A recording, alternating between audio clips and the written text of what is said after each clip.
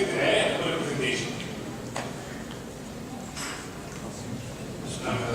Mr. Chair, Co-Chair, ladies and gentlemen, أحب أقول إن our farming community has lost a great surgeon and the father of a dear friend, Dr. رامي. وبابا الدكتور يعتبر توفى منذ كام يوم وربنا يرحمه ويجعل كل الحالات اللي هو عليها في زمن سهل إن شاء الله.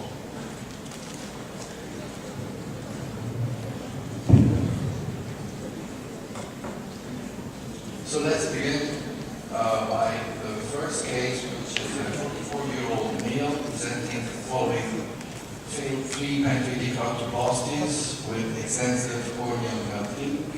The uvea is seen through the peripheral part. The limbus is not evident, and this is what we did. His visual acuity was PL projection.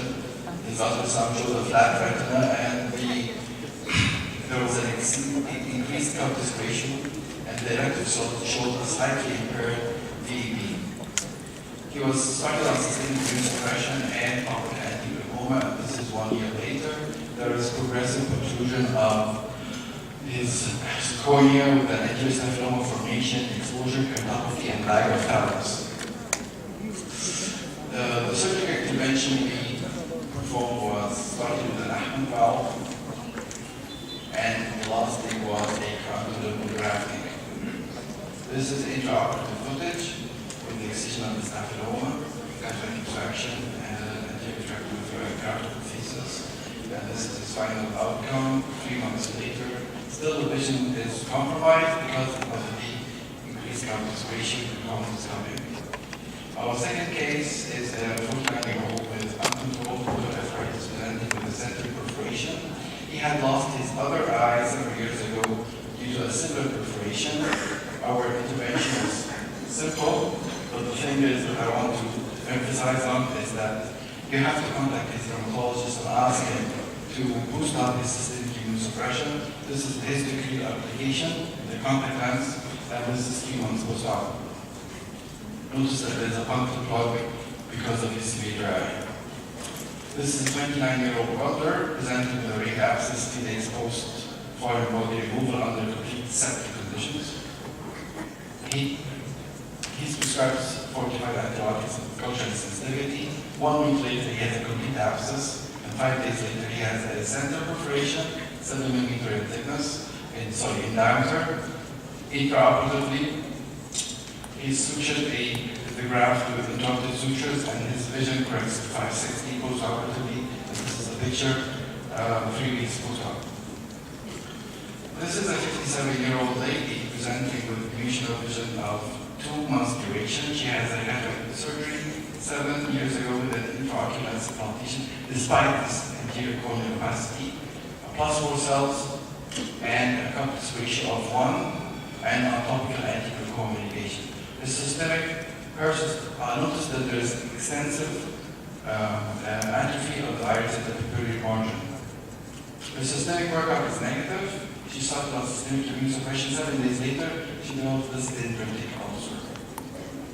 So, systemic and topical activity are started with complete resolution of the inflammation, and now the diagnosis is confirmed. This was a chronic herpetic keratoconthesis, and she receives her Ahmad valve just to guard against any further glaucomatous damage of the hemorrhagic nerve. This is a 13-year-old with a 3-year history of chronic bilateral anterior presented with bilateral band keratopathy, accompanied cataract in the right band epiretinal membrane. Our sequential intervention was as follows. This is post-reticulation and post-cataract IOL 1 month later. 3 months later, she had her epiretinal membrane removed. However, her vision did not much improve following her epiretinal membrane, just to end up with a 0.4 best corrected visual acuity. This is probably due to a long-standing macular edema with irreversible damage to the RPE photoreceptor layer. This is a nice case of a 10-year-old who had acute lymphoblastic leukemia, was on 91 weeks maintenance, and develops a 7-day history of diminution of vision in both eyes. You can examine him, shows a retinal infiltrate in both eyes, a according to retinal infiltrates, no PL vision in his right eye and ambulatory vision in his left eye. So the question is this leukemic infiltrate or is this an infectious process? His MRI, brain, as well as his bone marrow aspect and CSF showed no evidence of an active infection, so he was being inducted, meaning chemotherapy again given, and this is what happened 7 days later, post-reinduction, with retinal infiltrates and anemia pattern in his right macula, not much related to the previous scarring tissue that you can see. And notice that the left eye shows the classic picture of a CMV retinitis with necrotizing retinitis, macular involvement. So systemic antiviral was given, and this is 1 month post-treatment with complete resolution of his infiltrate in both eyes, and his vision still is no beyond the right eye. And in the left eye, there is ambulatory vision. Confirmation of the diagnosis of CMV was done by an aqueous stab from the blind right eye with PCR for CMV, which was positive. Now, the coming 3 cases are minimal intervention in cases of macular edema. This is a serious retinal elevation of 2 years duration.